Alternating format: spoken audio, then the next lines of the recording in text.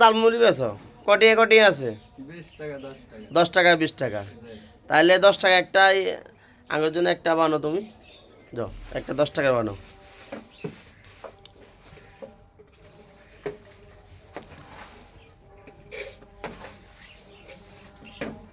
এটার মধ্যে কি কি দাও এটার মধ্যে গুন্নি তারপরে এটা গুন্নি কি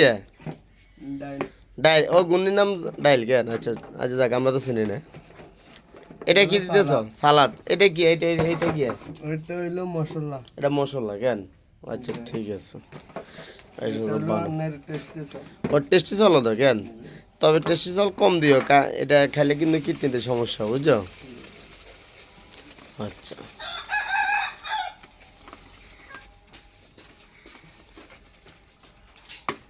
হালকা হয়েছে হ্যাঁ হালকা ইয়ে করো এখানে কয় টাকা দিছ মাত্র 10 টাকা 10 টাকা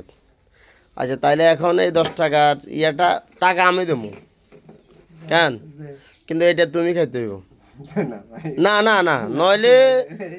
না এটা তুমি খেতে দেবো টাকা আমি দেবো 100% আমি টাকা দিচ্ছি কারণ তুমি এটার মধ্যে কী দিছ এটা তো আমরা জানি না তুমি খাইতে দিলে আমরা খাইতে আমরা খামো এখন বিষয়টা হলো তুমি আগে খাইতে হইব খ টাকাটা আমি দেবো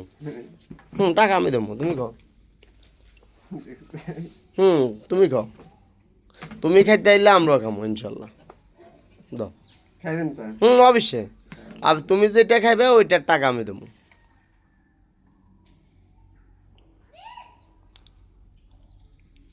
খাও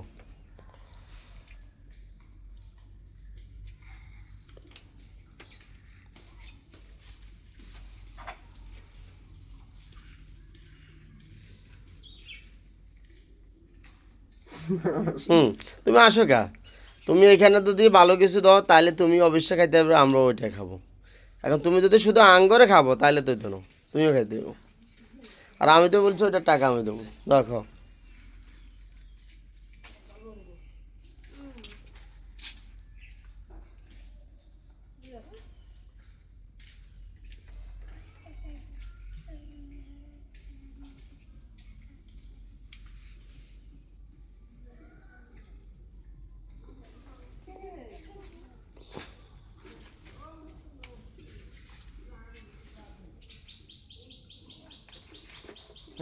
খাইছো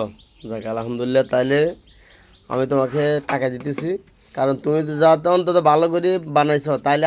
আঙ্গর জন্য ইনশাল্লাহ ভালো হবে বাইক নিয়ে এখান থেকে 10 টাকা দাও পরে এবার আমরা খাবো হ্যাঁ ধরো